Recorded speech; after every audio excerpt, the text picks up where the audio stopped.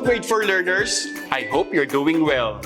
Get ready with your pen, paper, and self-learning module as we explore another exciting English lesson today. I am Teacher LA, your grade 4 English teacher who will serve as your learning buddy. So come on and learn with me. Before we proceed to our lesson today, let's have a quick review. In your previous lesson, you learned how to write a reaction on a story read. You also learned that reaction is the action or the emotion felt in response to a certain situation or event. Now, let's exercise your mind with this game called Scramblers. You have 5 seconds to answer each scrambled letters to form a word. So let's begin. Here's our first scrambler.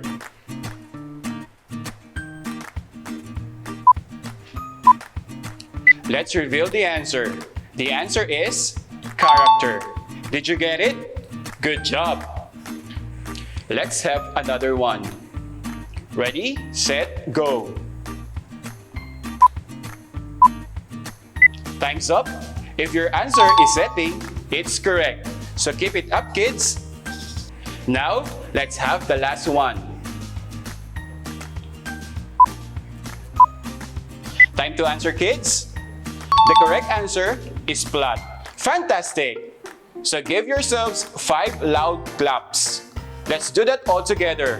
1, 2, 3, 4, and 5. Did you get all the answers right? If yes, that's a great start for today's lesson. In today's lesson, you are expected to identify the elements of the short story and its type, fiction or non-fiction, and to write a short story with its complete elements. I know you are all excited to learn today. So my dear grade 4 pupils, sit back, watch, and learn. Our lesson for today is writing a short story. Do you like reading stories? What kind of story do you usually read? Is it fiction or non-fiction? What about writing your own story? Have you given it a try? Now, I have a story for all of you. The title of the story is Frog's Lunch. So kids, listen carefully as I read it. Frog's Lunch. One day, a frog sat on a lily pad, still as a rock. A fish swam by. Hello, Mr. Frog. What are you waiting for? Glop, glop, glop. I am waiting for my lunch. Ribbit, said the frog. Oh, good luck! Glop, glop, glop, said the fish and swam away. Then a duck waddled by. Quack, quack, quack. Hello, Mr. Frog. What are you waiting for? I am waiting for my lunch. Ribbit, said the frog. Oh, good luck! Quack, quack, quack, said the duck and waddled away. Then a bug came buzzing by. Bzzz. Hello, Mr. Frog. What are you doing? Asked the bug. I'm having my lunch. Slurp. Ribbit, said the frog. Mr. Frog smiled. Did you enjoy listening to the story? I bet you all enjoyed it. Now, it's time for you to answer these questions. Number 1. When did the story happen? You're correct. The story happened early in the morning. Number 2. Who are the characters in the story? Good job! The characters in the story are the frog, the fish, the duck, and the bug. What happened in the beginning of the story, in the middle, and in the end?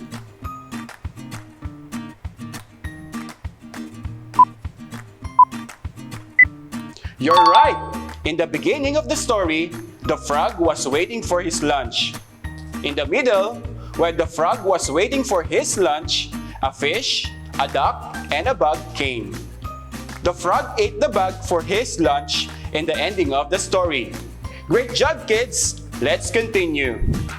There are many stories that have ways of getting the reader's attention. Even as a kid, you can also write your own story. Before you could write a simple story, you should first know its elements. So let us recap these elements one by one. These are the character, setting, and plot. Characters are the people or animals in the story, while setting talks about the place and the time that the events in the story happened. And plot consists of the events that happened in the story. The plot of a short story has three parts, namely beginning, middle, and end. The beginning part of the plot gives the problem faced by the main character. Then the middle presents the actions made by the characters to solve the problem. And the ending part of the plot contains the solution to the problem. Aside from these elements, short story has two types, the fiction and non-fiction. A fiction is a story that is made out of imagination and cannot happen in real life, while the non-fiction is a story that can actually happen in real life. Now, in what type of story do you think the frog's lunch belongs? That's right, it belongs to the fiction because it is made out of imagination and cannot happen in real life because animals cannot talk.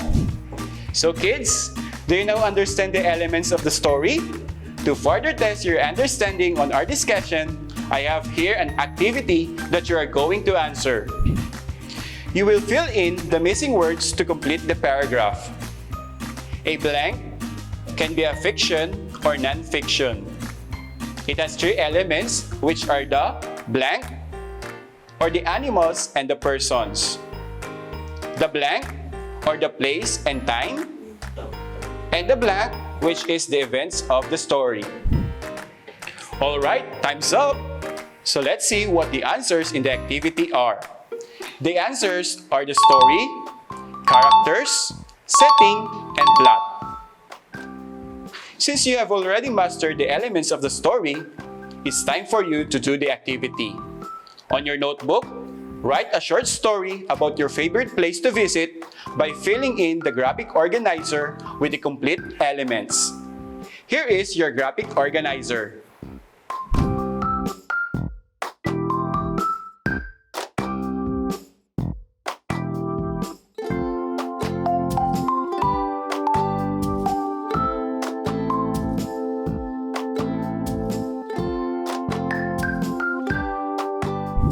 It seems that you're really getting better in doing the activities. And with that, I am giving you another activity for you to do as your assignment. Write another short story with the complete elements about any hobby or sport. It can be fiction or non-fiction. That would be all for today.